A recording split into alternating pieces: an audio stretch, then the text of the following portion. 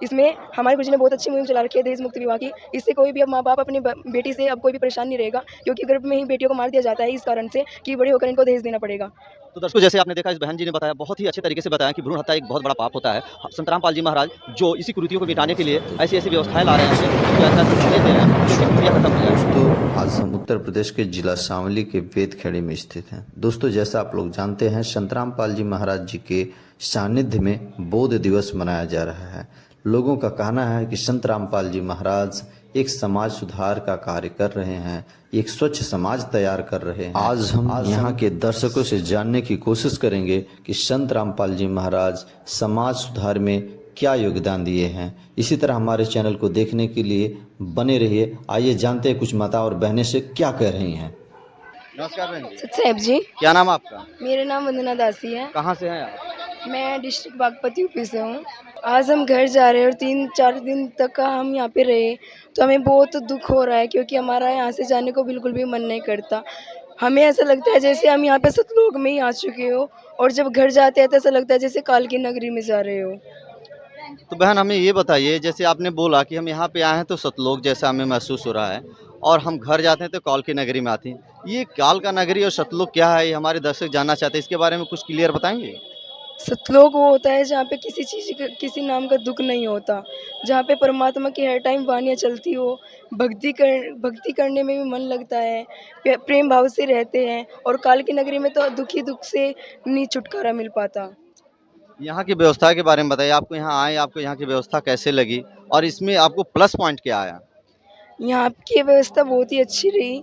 जैसे हमने देखा कि 3 दिवसीय महासमागम चला, और जैसे जगत के लोग आए तो उनके लिए भी खूब अच्छी व्यवस्थाएं की गई थी। विकलांग लोग जो आए हुए थे उनके लिए भी व्हीलचेयर का यहाँ पे व्यवस्था हुई थी, और भंडारे की भी, खाने पीने की अच्छे से व्यवस्था की गई थी। सर्दी गर्मी के लिए भी रजाइयों की व्यवस्था की गई थी। बहुत अच्छी यहाँ पे व्यवस्था थी।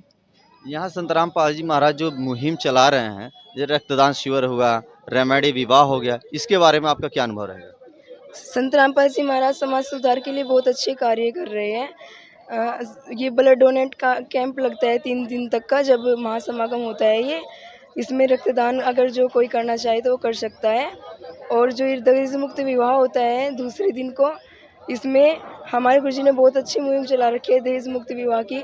इससे कोई भी अब माँ बाप अपनी बेटी से अब कोई भी परेशान नहीं रहेगा, क्योंकि गर्भ में ही बेटियों को मार दिया जाता है इस कारण से कि बड़े होकर इनको दहेज देना पड़ेगा। तो दर्शकों, जैसे आपने देखा इस बहन जी ने बताया, बहुत ही अच्छे तरीके से बताया कि भ्रूण हत्या एक बहुत बड़ा पाप होता है। संतराम पाल जी महाराज जो इसी कुरीतियों को मिटाने के लिए ऐसी-ऐसी व्यवस्थाएं ला रहे हैं, अपने भक्तों को ऐसा-ऐसा संदेश दे रहे हैं कि ऐसी कुरीतियां खत्म हो जाएं। भ्रूण हत्या इसलिए की जाती है दहेज को लेकर के, क्योंकि बड़ा होने बच्ची लड़की जब हो जाती है तो अच्छे से पैदा नहीं हो पाती, जबकि उसकी समस्या ही बन जाती है घर वालों की कि बड़ी होकर इसको दहेज देना पड़ेगा, कर्ज कर्ज कर्ज देना पड़ेगा। बहुत ज़्यादा उनको दबाव हो जाता है कि बड़ी होकर इसकी शादी में हमें बहुत ज़्यादा खर्चा करना पड़ेगा, लेकिन ऐसा अब कुछ भी नहीं है। हमारे गुरुजी ने, संत रामपाल जी महाराज जी ने ऐसी मुहिम चला रखी है कि एक पैसे का भी कोई लेन देन नहीं होता है, बिल्कुल दहेज मुक्त विवाह होता है, और ना दहेज दिया जाता है और ना ही दहेज लिया जाता है यहाँ पे, और इस कारण से अब कोई भ्रूण हत्या भी नहीं होगी। तो दर्शकों, जैसे आपने देखा इस बहन ने बहुत ही डिफाइन तरीके से बताया है संतराम पाल जी की जो मुहिम है वो किस तरह से चलाया जा रहा है, और इसे हमें भी सीख मिलती है कि हमें आने वाले समय में हम इसको कितना आगे ले जाएंगे, ये कितना सही है, कितना गलत है। इसी तरह हमारे चैनल को, गॉड एवर न्यूज चैनल को देखते रहिए, और एक बहन है, इनसे और जानेंगे। बहन, आप ये बताइए, आप यहाँ समागम पे आई थी और आप आज जा रही हैं, आपको कैसा फील हो रहा है? हमें बहुत दुख हो रहा है। ये बताइए कि जैसे आज की उम्र में, आज की युवा लोग भक्ति से बहुत दूर जाते हैं, उनको भक्ति में कोई रुझाव नहीं है, लेकिन आप कम उम्र में यहाँ देख रहे हैं, छोटे-छोटे बच्चे हैं, आप लोग हैं, पढ़ाई भी आप लोगों की चल रही है, सेवा भी कर रहे हैं, ये कैसे मैनेज आप लोग कर लेते हैं? पढ़ाई या सेवा दोनों? क्योंकि हमारे गुरुजी बताते हैं कि भक्ति बुढ़ापे में नहीं बचपन में ही की जाए तो वो अच्छा होता है, क्योंकि बुढ़ापे में कुछ पता नहीं क्या हो जाए।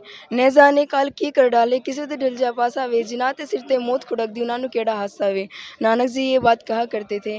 तो जब इस लोक में हंसने का कोई नाम है ही नहीं, तो यहाँ पे हंसी तो आती ही नहीं है। ये ऐसा लोक है, इतना गंदा लोक है, इसमें हंसी का कोई काम ही नहीं है।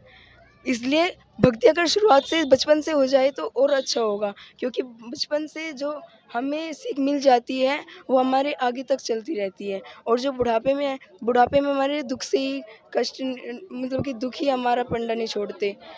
दुख से इतनी पीड़ा होती है, कभी मतलब कि पैरालाइज़ हो जाता है, कहीं पैरों में दर्द, कहीं घुटनों में दर्द, कहीं कमर में दर्द तो कहीं सर में दर्द, कहीं कहीं कुछ बीमारी, कहीं कुछ बीमारी।